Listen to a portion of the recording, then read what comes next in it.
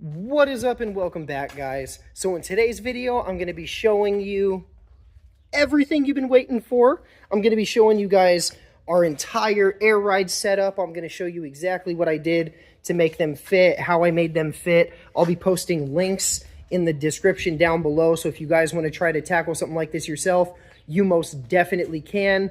So with that being said, let's go ahead and dive right in. All right, guys. So let me go ahead and dedicate just like 30 seconds really fast to the wagon guys only, okay? So if you guys are looking to remove your SLS suspension like we did in this car, we completely removed it from front to back. You do not have to do that on your car. You can just cap it and basically call it a day. But regardless, no matter what, you are going to have to remove your rear shocks. And if you look online, there is no such thing as normal shocks for a wagon. They all look like this right here. They cost about $300 a piece, and it's just friggin' annoying, right? So what you're going to need to do is get a front shock for a 1970 Dodge Challenger. Believe it or not, it literally bolts in perfect. You're not going to have to do any friggin' modifications to the actual shock itself. It's literally just plug and play and you're done. You don't have to do anything else. Obviously, you are going to have to get a lower control arm for a sedan or a 190E or the coupe, or you could drill holes like we did right in the middle, just like this. But yeah, no, to the actual shock itself, it is a perfect direct bolt-on fit without doing anything. So now, with that out of the way, everything else we're going to be doing to this car is pretty much exactly the same as you would do to any other kind of classic Mercedes in this era.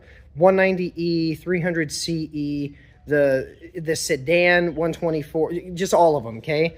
It's all pretty much the exact same stuff. So let's go ahead and start in the front and then work our way in the back. All right, guys, so here it is. This is our front mount setup. As you guys can see, we have a custom mount at the top.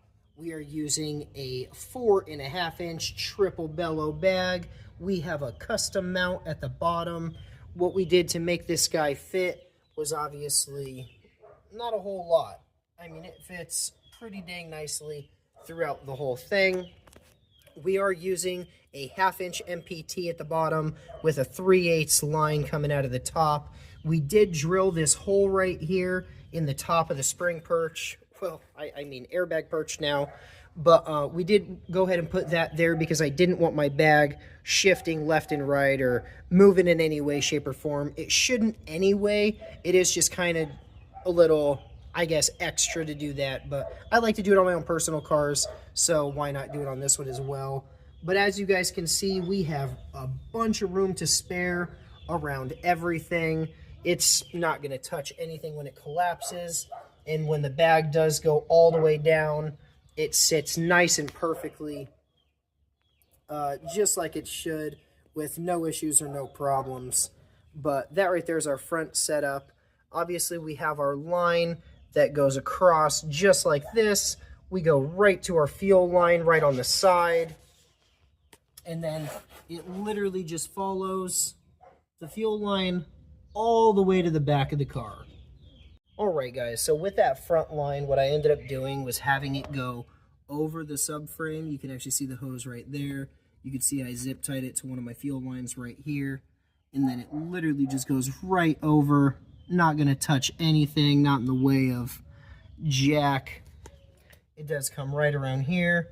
Then it goes bloop, right there inside of the car. Now, I do want to go ahead and show you guys this really quick before I show you the rear setup completely. We did end up using the factory hole right here for the, I guess, airlines to go in.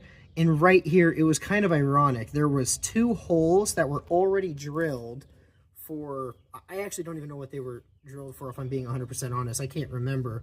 But yeah, we ended up just drilling them out because they were tapped. And that is exactly where we put all 4 of our lines. So very, very nice. Very, very simple.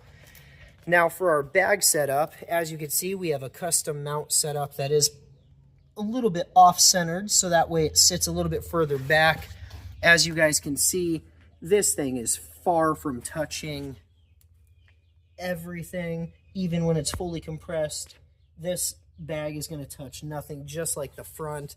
We did have to notch our, I guess you could say, cup at the top, and we notched the top because we're using a 45-degree angle fitting for the rear instead of having it go straight up and down. Now, if you have a sedan or a coupe, you could probably most likely have just a straight up and down fitting, but when obviously you have a wagon, you do have to do something a little bit different. So I'll just show you on this side. Obviously it's on that side, but what we did was we just kind of cut a little slit in it like this, cut another little slit over here, we cut the top, and then our fitting fits right in between there. So instead of us drilling a hole and putting a bolt in, this guy is gonna go nowhere. It physically can't move. It kind of keeps it in a very nice, safe location. But yeah, that right there is our bag setup we have in the rear. I apologize if the camera's not picking it up good enough for you guys. Again, trying to work in this little space is a hell of a lot harder than I thought it was going to be, if I'm being honest. But yeah, triple billow bag. We are using the same bags for the front and the rear. There is no difference whatsoever. Again, I will be having links in the description, so if you guys would like to get any of this same stuff, you most definitely can. Obviously, the bag mounts are custom. You are going to have to get those custom made, but other than that, everything is pretty much the same. Now let's go ahead and show you the trunk setup. So this right here is our trunk setup, guys. Let me go ahead and start off by saying I am not sponsored in any way, shape, or form by any company. This is just all of the stuff that I personally like to use. I'll go ahead and post the link in the description, so if you guys would like to use the same stuff that I use, you guys can find it without trying to search for it or keep asking, what did you use? Where did you get it? How'd you do that? I'm going to try to make it as simple and easy as possible for you guys, but I think the best thing we could do is start at the bottom and work our way on up. As of right now, I am just using one compressor. The compressor that I use is this brand right here. Like I said, I am going to be adding another compressor. The single compressor, there's nothing wrong with it. I just don't want to have to wait too long to have our tank filled up, one, and two, when you use dual compressors, it's a little bit less stress and strain. It's not going to be as much runtime, which means your compressors should last quite a bit longer as well. As you guys can see, I do just have a generic painted black 3.5 gallon tank with a pressure switch at the top. I have just a pressure gauge sensor right in the middle, and then obviously my compressor line is right at the bottom. I'm going to go ahead and start over here first. This right here is the relay that I have. We're just using a 40 amp relay. I know all of this colorful spaghetti looks a little bit intimidating. I promise you it is not.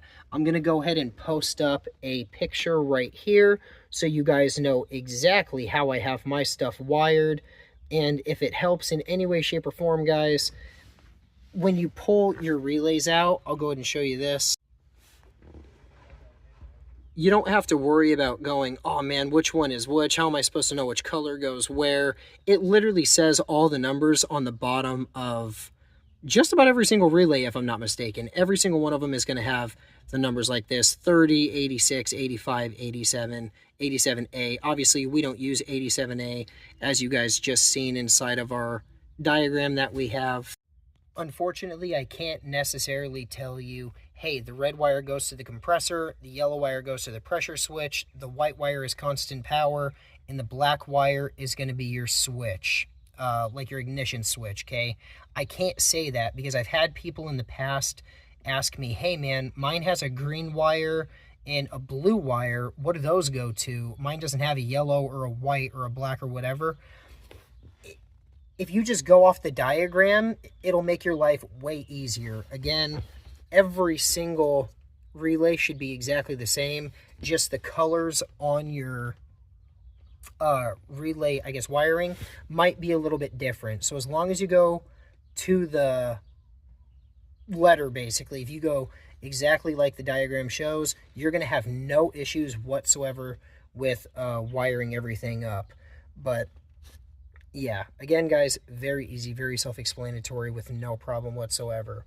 Now, let's go ahead and start talking about this beautiful piece right here. So obviously, I'm using the HKI Air Suspension BT8 air management with the pressure sensors that go to each bag as well as my tank. This specific setup also comes with the gauge. As you can see, it says HKI on it. Just a very nice, simple setup. This is probably the best air management system you can get online, in my personal opinion. I've used others. I've personally used this one about 8 times. This is actually my 8th time. It is very, very self-explanatory, extremely easy to work with. It is a 2-wire system, so you only have to wire 2 wires, one for the negative, which obviously we put to the negative, and then one for the positive wire that goes to 12-volt constant power. Just a very, very easy setup. Another awesome feature about this management system is not only does it come with a controller that you have to plug in, but if you didn't want to have a controller you plug in, you also have this Bluetooth one right here that you can just hook right up to your keychain, so you can do it from outside of the car, as well as an app you can actually download on your phone to control everything. So not only does it have one, not even 2, but it has 3 different options for you to choose from to control your management when obviously you're out of the car. Once I saw that, I was like sold on it when I very first seen it. Like I said, just a great setup. Alright guys, so there's the trunk setup that we have on this beautiful wagon. Now there is a few things I would recommend not using or not doing, just from my own personal experience. So let me go ahead and tell you guys those really quick before I guess we finish up the video. Alright guys, so again, everything I'm about to say is just my personal, I guess, opinion on things, okay? So first and foremost is going to be like hose, or I guess line size. This is obviously a 1/4. This right here is 3/8 hose. 3/8 diameter. And then this right here is a 1/4 inch. I obviously personally like 3/8. I like the convenience of being able to air up my car a little bit quicker, drop it quicker, fill up the tank faster. So I personally like to use 3/8 over a 1/4. Also, it is a little bit thicker, and it's just better all the way around in my opinion. Number 2 is going to be the fittings. So these are the fittings that go inside of the bag, inside of the management system, for your tank, the compressor, everything. So they do make those full plastic, metal with a plastic cap, or obviously what I have, full metal, just like these. So I personally only like to use the full metal. One, because I feel like they're a little bit more stout, they're a little bit stronger, they're better all around the board. And 2, I live in Arizona and plastic gets extremely brittle pretty dang fast out here. So I think that the metal lines are just much better for what at least I like to use and what I like to do. Number 3 is going to be dual compressors over a single compressor. I know right now I do only have one compressor at the moment, but I will be using dual compressors, and I like using them because 1, it's less stress on the compressor, which means it's going to be lasting longer. 2, the convenience of it, it'll fill up your tank in literally half the time, if not a 1/4 of the time, because of how much they're going to be running. And that obviously helps the longevity of the compressor itself, which means it's going to outlast a single compressor tenfold, in my opinion, because it's, again, less runtime. Number 4 is going to be something a little bit bigger. In my opinion, probably one of the most important things. When doing air ride, you want to try to have all of your airlines in one confined location, just like this. Obviously, technology has come a very long way and a far way from when I used to do air ride. We used to have, instead of sensors here, it was literally lines that ran from here to underneath the dash into literally just a gauge pod that had 2 gauges on it, which was basically front and back. I never really had one for my tank. This one's kind of convenient because obviously we have the 4 for the bags and then 1 for the tank. But it just, I guess you could say, caused room for more leaking areas, not only in the trunk, but also on the bags and under the dash. It was just kind of all a pain in the butt, if I'm being 100% honest. When it's like this, like I said, you have everything kind of confined in one location. So God forbid if you do have a leak, just grab your soapy water, spray it on all your little fittings and everything right here, and you can find out which one it is immediately. If you have to change a line, all your lines are right here. You're not having some that are going in the car, some are going under the car. It's just a headache. But those are the four, I guess you could say, bigger things that I would personally either do or not do when doing Airride. So with all that being said, I obviously showed you guys my trunk setup. I showed you guys the rear Airride setup as well as the front setup. I think that's going to be everything. If I'm not mistaken, I'll go ahead and show you guys a little bit of a up and down video of the car doing what it does, and that's going to be about it, guys. But that's going to be it for this, I guess, build series. I appreciate you guys sticking around. I really hope you guys learned something. If you liked the video, go ahead and give it a thumbs up. Drop a comment down below if there's anything you would improve, or if you guys have any questions or whatnot, please just let me know. I am more than happy to help. I greatly appreciate each and every one of you. We will most definitely see you guys in the next one.